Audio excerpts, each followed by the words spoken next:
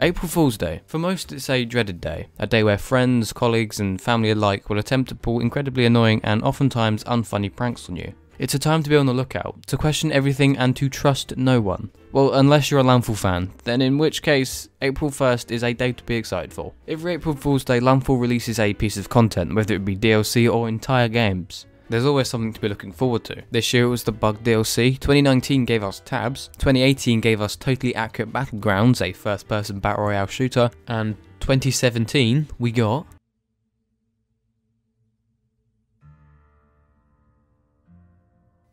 There's honestly no better way to get your April started.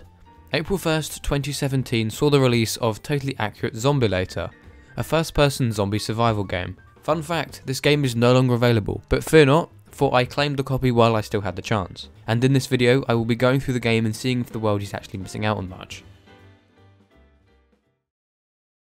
The whole April Fool's joke behind this game's release was, TABZ is now cancelled and we're now making this instead. And I know what you're thinking, the only joke here is that frame rate. Yeah, I'm sorry, I can't do much about that. By this point it had been give or take a year since the TABZ alpha had hit the scene, so it wouldn't have been such a far-fetched concept to think it had been cancelled. But no, TABZ development was still very much happening. Although the game wouldn't release for another 2 years, we got TABZ to pass the time. So does Totally Accurate Zombielater play well? Actually, it's not that bad. Like previously mentioned, this game is a first-person survival zombie game. The first person is very off. The camera is disjointed, as well as this there's no guarantee your character will stay upright, but the camera doesn't really compensate for the fact that you're now laying on the floor. It still stays in the exact same position it was before your body fell on the floor.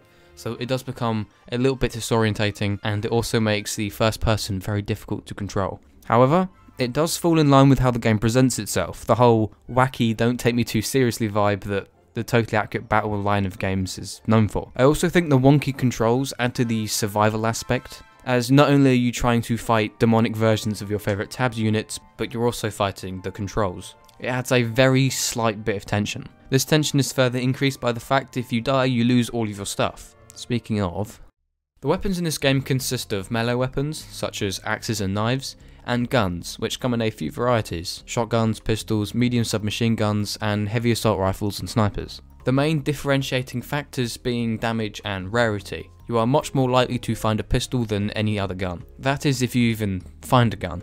Most places only contain melee weapons, which are fairly effective against the basic enemies, but anything above that, just run. Unless you're going to one of the hotspots on the map, more on that later, guns are a fairly rare find and ammo for them becomes ever so valuable. You get one or in some rare occasions 2 clips of ammo when you find a gun, making every shot count. Finding ammo isn't an easy task either, as if you do happen across some ammo, chances are it's not for the weapon that you currently have. If the rarity of the ammunition wasn't making it hard enough, the wacky camera plays a role in making it much harder to aim, meaning it's likely you're going to miss your shots, which is another good example of how the wonky controls makes engagements with even the most common type of enemy tense. The scarce ammo also makes things tense as there's a possibility you'll run out of bullets, and when you're fighting some of the more powerful enemies this could be fatal. The pistols and shotguns allow for easier ammo rationing as they can be fired one shot at a time, whereas the assault rifles burn through clips extremely quickly, which may provide some incentive to be strategic with what weapon you use and when. The fact that assault rifles burn through clips extremely quickly also means that they have a higher DPS. So if you do happen to find yourself being swarmed, then the assault rifle is the best choice for that situation. The pistols and shotguns by contrast have low DPSs, which make them useful for one-on-one or at most small groups of enemies, but allow for more precision.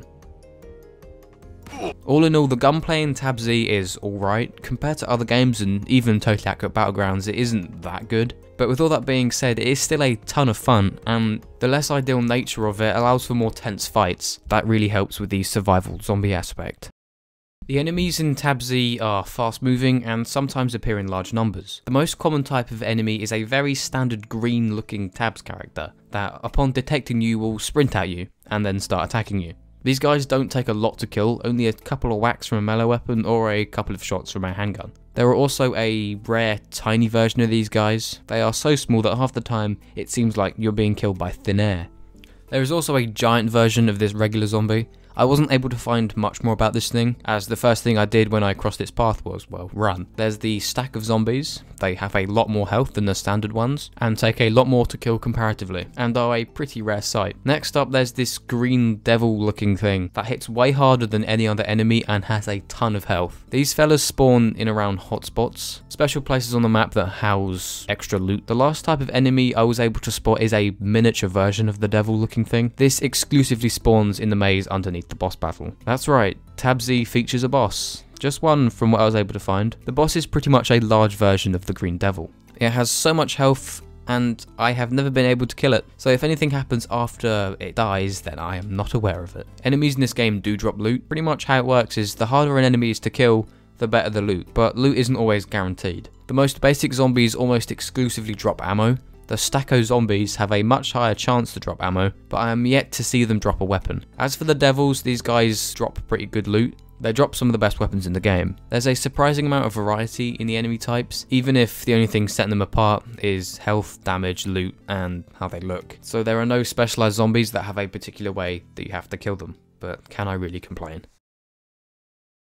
Moving on to the map, the most essential aspect of this game, and it doesn't disappoint. It very nicely brings everything together. The map is fairly big and contains a few landmarks. I'm pretty sure I didn't even find them all. The ones I did find, however, are the snowy mountain with the boss battle on top, a snowy mountain with the village on top, a bridge, a safety hazard, an even bigger safety hazard, and a lighthouse. As well as these landmarks, there are random houses dotted all over the place. These randomly placed buildings contain the worst loot. Most of the time it's just ammo. The best loot can be found at some of these landmarks. For example, the snowy village on top of the mountain appears to contain some of the best loot. As for the map as a whole, it's pretty fun. There are lots of different areas to explore, and some of them contain hidden areas. The constant need for ammo and the fact that some places have better loot than others encourages the player to explore. But on top of that, there isn't really a whole lot more I can say. The map does nicely combine all the previously mentioned elements of this game, however it doesn't really do a whole lot more than that. There's nothing that makes the map stand out. If Landfall was to re-release this game, I would want them to work on the map, perhaps making it bigger or adding some areas that require a puzzle to unlock. Having a look through this game tells me that it's actually a competent experience, albeit an experience that can be experienced within a couple hours. All it really needs is more of what it's already got, e.g. a larger, more populated map, and maybe a few more zombie types. But before I say any more, I need to remind myself why this game exists. Landfall created an entire game to set up a punchline, with maybe the added benefit of this reminding people that yes, TABZ is going to release at some point. Even putting those 2 points aside, this game has been unavailable to obtain for a while now, so this game will only continue to fade into obscurity. However, in saying that, every time I went on to film or just play the game, there were at least 5 people playing it, and at one time there was even 10 people. So there is a handful of TABZ loyalists out there, but I don't think it's going to encourage Landfall to update this game. And I feel the next time they will go to touch this game is to turn off the servers, which is very disappointing. They updated TABZ recently. On top of that, they have tabs to worry about, so I doubt they'll even want their third game to have to give attention to. But I still think it's strange and pretty funny that they made all of this just to say this. But all in all, it's a very Landfall way of making a game, absolutely bursting with fun and personality. Alright, it's fun fact time. I have a Twitter. I don't use it for anything, like at all, but if you do want to follow me on it for whatever reason, it's on screen. With all that being said, thank you so much for watching this video. If you did enjoy it, don't forget to leave it a like, perhaps consider subscribing to get more content just like this, and I will see you in the next one.